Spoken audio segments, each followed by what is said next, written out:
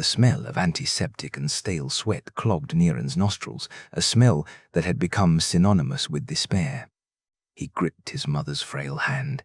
The intravenous tubes running into her arm were a constant humming reminder of the medical bills piling up faster than he could count. The debt was a living thing, strangling the little hope they had left in their dirt-poor village outside Bangkok. "Don't worry, May," he whispered, though his voice cracked. "I will find the money." His mother, Sudha, smiled weakly, her eyes sunken but still filled with love. "Niran, my son, your love is all the wealth I need." But love wouldn't pay for the surgery the doctor had insisted was their last chance. Love wouldn't buy the specialized medication. Niran left the provincial hospital that evening, his spirit as empty as his wallet. The humid Thai air felt heavy, pressing down on his shoulders. He felt an urge to run, to scream, to smash something. Desperation was a potent cocktail, and Niran was drowning in it. He found himself at a run-down noodle stall, the lights buzzing with an irritating frequency. He was approached by a man named Vishai, a local loan shark with a face like a dried fig and eyes that seemed to hold ancient secrets. Vishai always knew who was desperate. Vishai was well known in the area as the person to go to if you are desperate for money. "You look like a man who needs a solution, not sympathy, Niran," Vishai said, smoking his cigarette. Niran stared at him, exhausted. "No bank will touch me. I have no collateral." Vishai puffed a circle of smoke towards Niran. "Banks are for small problems. I have a connection who deals in high-risk investment. Guaranteed returns." "I don't need a loan. I can't repay," Niran said. Vishai said, "All right, how about this? I know someone who can make you rich. No loans. You in?" Niran looked Vishai in the face and said, "What do you mean?" Vishai said, "I know a master in Kuman Thong. He can get you an amulet, and you can get rich fast." Niran thought about it for a moment and said, "All right, please help me get a meeting with the master." Vishai pulled out his flip phone and dialed a number.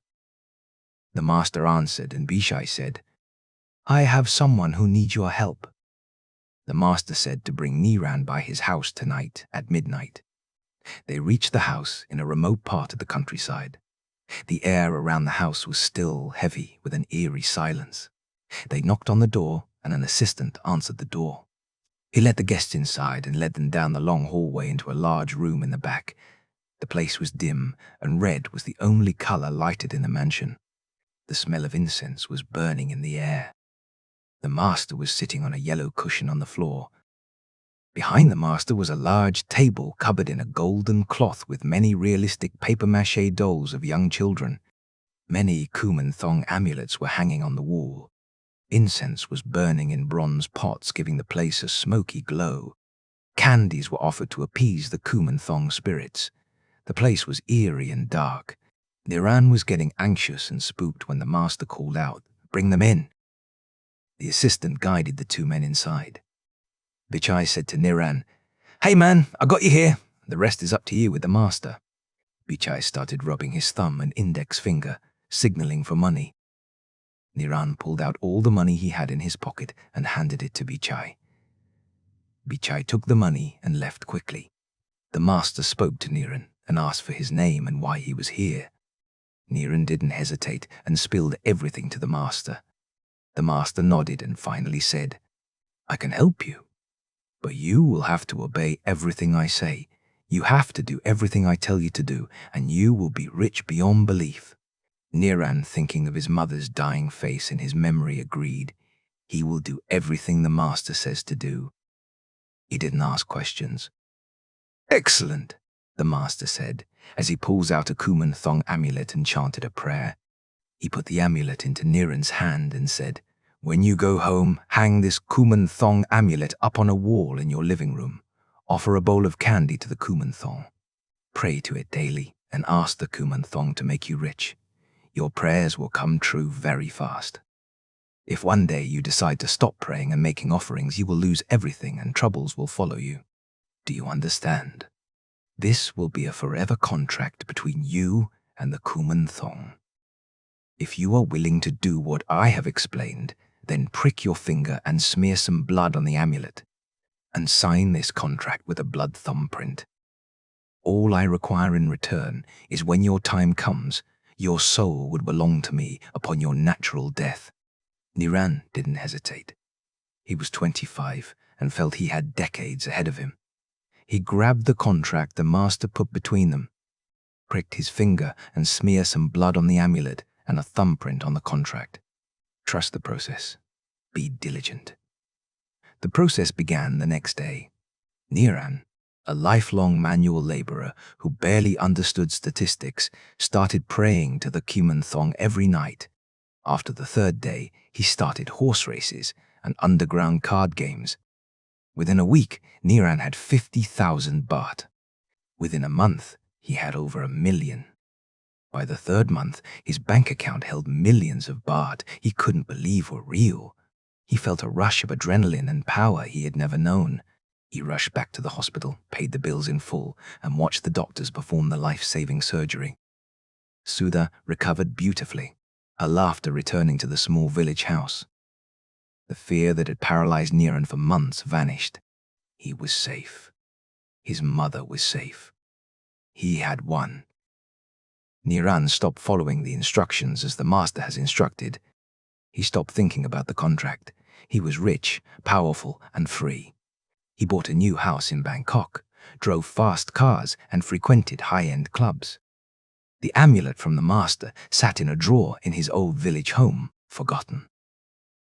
A few months into his new life, the dreams began. He dreamt of being in a vast, echoing void. He was naked, freezing cold, and clawing at invisible walls. He heard distant children laughter, not human, but something hollow and metallic.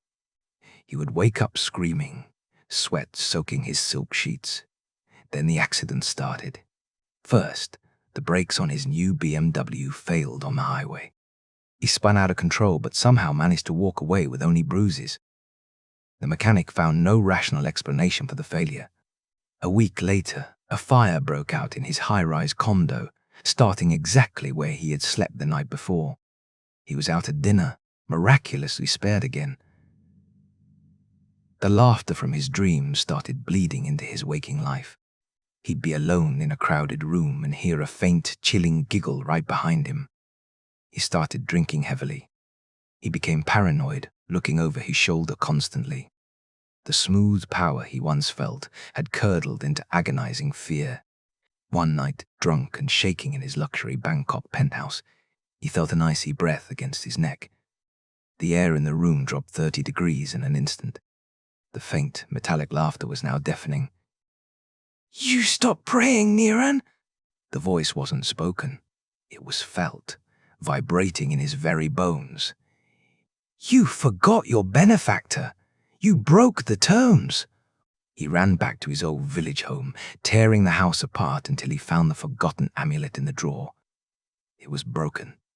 He drove to the master's house, only to find it abandoned, a hollow shell overgrown with vines. Niran's wealth began to evaporate just as quickly as it had appeared. His investments collapsed. The stock market tanked on the specific shares he owned. His assets were frozen in various legal disputes that seemed to materialize out of thin air. He was back where he started, dirt poor, but this time he was being hunted.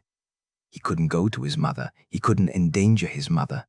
He lived on the streets of Bangkok, a shadow of the man who had briefly lived like a king. The laughter was constant now. It followed him down dark alleyways. He saw shadows shift at the edge of his vision. He knew the someone or something was coming for him. One rainy night, huddled under an awning, Niran saw a man approaching him. It was the master, holding the contract Niran had signed months ago. "Time for work, Niran," the master smiled. "The terms are clear. Debts are settled upon your natural death. But unnatural deaths, well, those are complicated. They leave the soul bound, wandering until the contract is fulfilled." Niran screamed as the shadows detached themselves from the walls around him.